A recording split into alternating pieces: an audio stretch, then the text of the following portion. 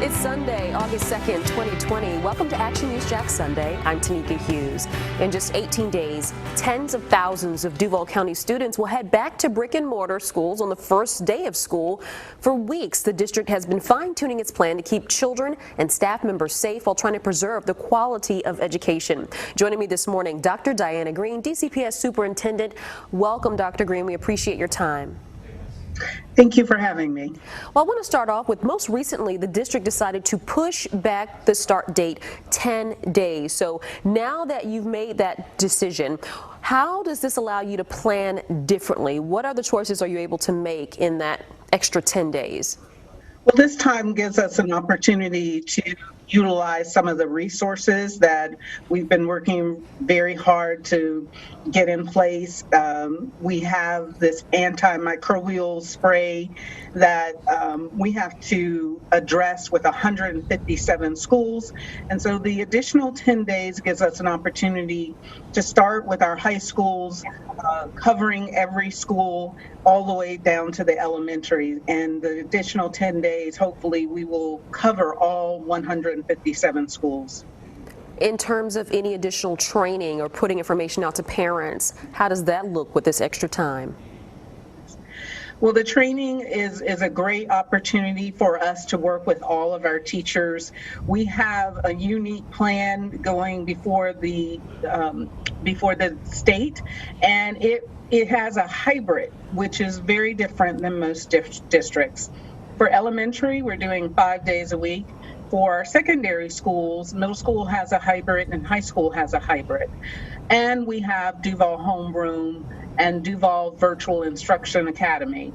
And each of those programs requires us to provide professional development for teachers in the different ways that they'll use Duval Homeroom. So training for teachers who are doing Duval Homeroom 100% of the time will look a little different than teachers who are teaching a hybrid, where the students are in school some days and on Duval Homeroom other days.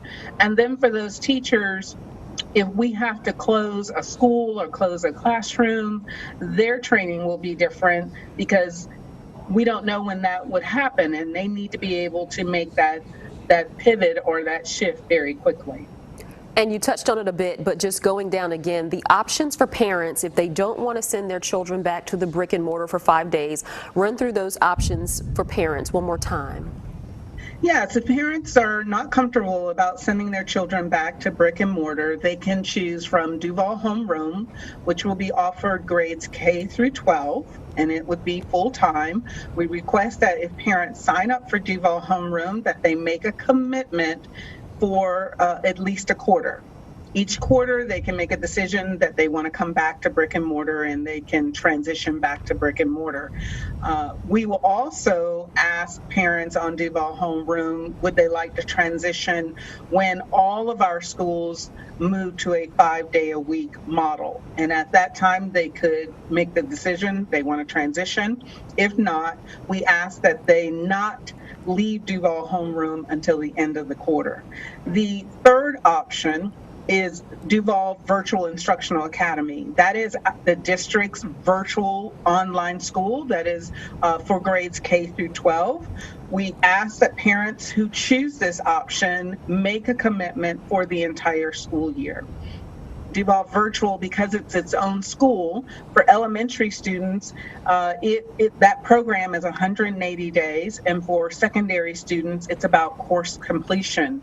We actually don't get paid for the use of Duval Virtual Instruction if students do not complete. So for elementary, again, as I stated, it's 180 days, and for secondary students, it's about completing the course with a passing grade. I want to talk a little bit about teachers, because I know we've heard a lot of conversations, some passionate pleas from teachers recently in some of your public comment. Some of them are afraid for their safety, concerned about what this means for students and even faculty. What options do teachers have, and do you have enough teachers to divide between the traditional classroom setting and your online options? Currently, teachers can still apply for Duval Homeroom. Well, that deadline, probably by the time this is aired, will have passed, but teachers can apply for Duval homeroom. Currently, we need more teachers to apply for Duval homeroom based on the number of students that have signed up for Duval homeroom as their primary option at this time. Teachers can also contact the HR department to look at other types of leave that they feel might be more applicable to their personal situation. And then we have teachers who are ready to come back to brick and mortar, and they know what to expect. We sent out a letter to all of our teachers letting them know sort of the basic framework of the plan. I highly encourage everyone, whether you're an employee or your child is coming to DCPS, to go to the website and check out all the information on the website. One of the things that we don't talk a lot about is transportation. This year, we are asking parents to register their child for their school bus, and they need to go online, very similar to the way they did Duval homeroom, to register their child for their bus so that we can ensure that we can do everything possible to make sure we don't have any overcrowded buses, that we have our buses planned out prior to the first day of school.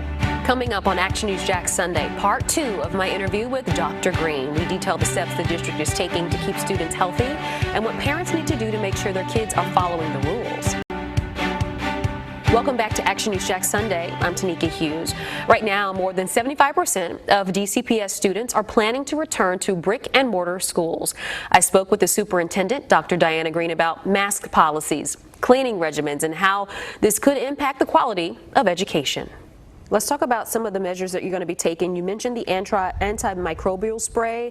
Talk to me about some of the other safety measures that students and teachers, faculty, staff can look forward to seeing when they return to school. Well, we've purchased facial coverings for all employees, all students returning back to school. I do want to let families know that they still can have their own facial coverings. They just need to meet the criteria that is set forth in our code of student conduct, such as no bandanas, nothing written on their facial coverings that we would not approve for t-shirts. So if parents want to send their children with their own facial coverings, that is fine, but we will provide facial coverings for all employees and all students. In addition, we will be providing face shields for all of our employees, as well as our K through 2 students. They will have face shields available for them in their classrooms. In our classrooms in grades 3 through 8, we are currently installing dust shields that will support another layer of protection for students and employees.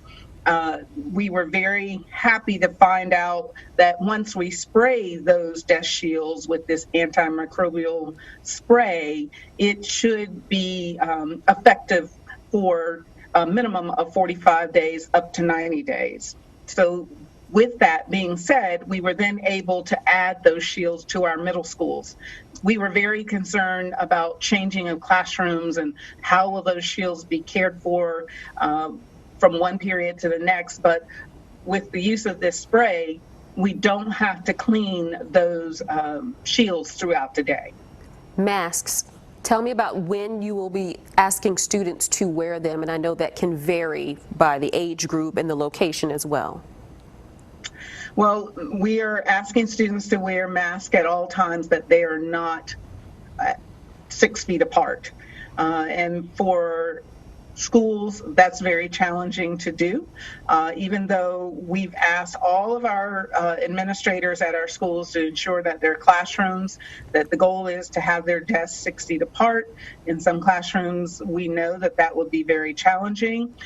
So if they are not able to meet that guideline, then students are to have on their facial coverings. They're to have on their facial coverings in changing classrooms, whenever they are transitioning, moving about the campus, when they're riding on a school bus, anytime they enter our campus, at that point, they should be wearing a facial covering. How often will classes and school buildings be cleaned? Well, our school buildings will be cleaned every day. Our custodial staff that normally works at night, we realigned their working hours, so we will actually have more custodians working during school hours and less custodians working after hours. The goal is to supplement what we're using with that antimicrobial spray to ensure that restrooms, we're constantly keeping those clean, constantly checking on soap because we want our students to have opportunities to frequently wash their hands. We're ensuring that hand sanitizer is in every classroom. The goal is to ensure that everyone has access to the things that we know will help keep them healthy. In the event that someone has a positive case, what will be the protocol in the class and for that school? Well, we are working on our protocol at this time. The CDC just put out their new guidelines, and we're working through those guidelines. Some of the things that we are anticipating relates to this new thing. I called it thing. This new sort of task force that we're putting together with nurses to ensure that we have a strong team that can do contact tracing and then make the determination if we have to close a classroom, what does that mean? If we close a classroom, does it mean for 14 days or does it mean for a shorter period of time? The information that we want to put out for our families needs to be very detailed and very exact. So everyone is in the know, it's transparent, and everyone will know what happens if we have a positive case. And the last question, we've heard this from the governor and from the president about how when children are not in the traditional school setting, in the brick and mortar, there are concerns for students to fall in terms of the achievement gap. What are your thoughts on that? As an educator yourself, do you believe that students will fall behind those who choose the Duval homeroom or the virtual options compared to students who are in the traditional classroom setting? Or are you confident that those students will be at the same level of their peers who choose to come back to a traditional classroom? I'm highly confident in our teaching force and our administration that whatever the situation is, whether they're participating through Duval homeroom or they're in brick and mortar, we're going to assess where they are. We're going to address the skill gaps that may exist and then put a plan in place on how we can accelerate our students. Right now, we're going through a public health issue, and education is very important, but we have to remember that if parents are anxious about sending their child to brick and mortar and they're constantly worried about their child's safety, that has an impact on the ability for the child to learn and the social emotional well-being of the child. So we have to balance between this public health safety issue called COVID-19 and doing the things that we know are the right things for students. And right now, we need to ensure that we can open our facilities in a manner that people are comfortable and students are comfortable coming to school.